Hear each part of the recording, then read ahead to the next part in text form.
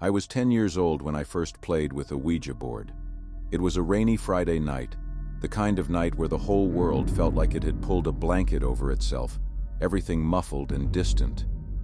My cousin Jake had found the board in his older brother's closet, wedged between a stack of moldy comics and a Playboy he was too scared to take. "We should try it," Jake said. "See if it actually works." I didn't want to, but I wasn't about to let Jake call me a wuss for the rest of my life. So we cleared a spot on my bedroom floor, lit the stub of an old candle we found in the kitchen drawer, and placed our fingertips lightly on the planchette. "Are there any spirits here with us?" Jake asked, his voice dripping with fake bravado. For a long moment, nothing happened.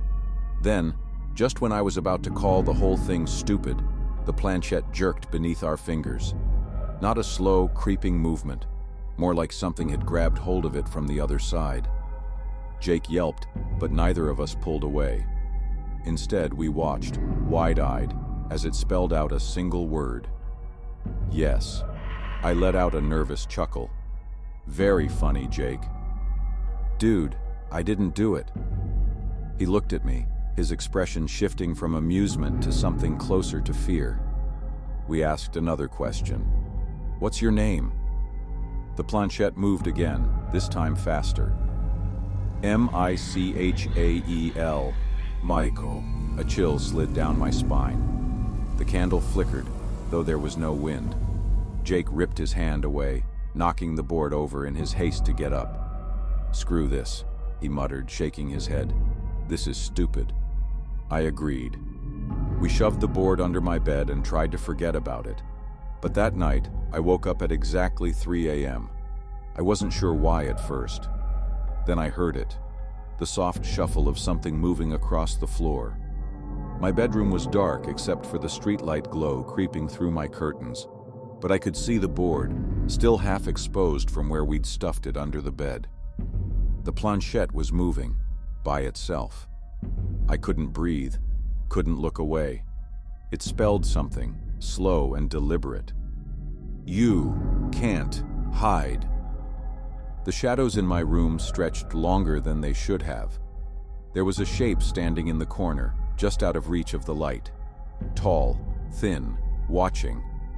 Then, in a voice that wasn't mine, that wasn't Jake's, that wasn't human, it whispered, "You let me in." I screamed and the light snapped on. My mom came running, asking what was wrong.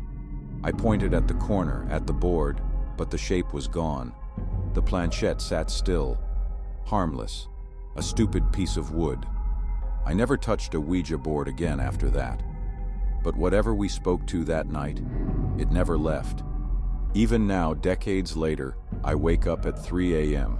every night, and when I do, I feel it, watching, waiting. For years I tried to convince myself it was all in my head, but the name Michael lingered in my mind. It wasn't until I was scrolling through an old yearbook that I saw it. Michael Reed, a quiet kid, always kept to himself. A kid I used to mess with, tease, shove into lockers. He moved away suddenly in 8th grade, or so I thought. Last winter it got worse. My curiosity got the better of me, and I searched for Michael online. What I found made my blood run cold. Michael Reed had died the same year he moved away. The details were sparse, but I found an old obituary.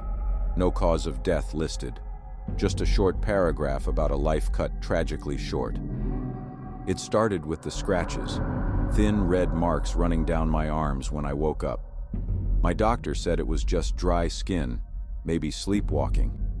I knew better. They burned like something with claws had run them over my flesh. Then came the whispers. They used to only come at 3 a.m. Now I hear them when I'm driving, when I'm in the shower, when I'm alone in the house. Sometimes they say my name. Sometimes they say other things, things I don't dare repeat. A month ago, I woke up to find my closet door open. I never leave it open. The air inside was ice cold. I wanted to shut it, but my legs wouldn't move. And then, from inside the darkness, I heard it again. This time, the voice was more than a whisper. The anger in its voice was undeniable. It was patient, lurking, and it was him. I don't sleep anymore, not really. I keep the lights on. I check the closet 3 times before bed, but it doesn't matter. Whatever I let in that night, it's still here.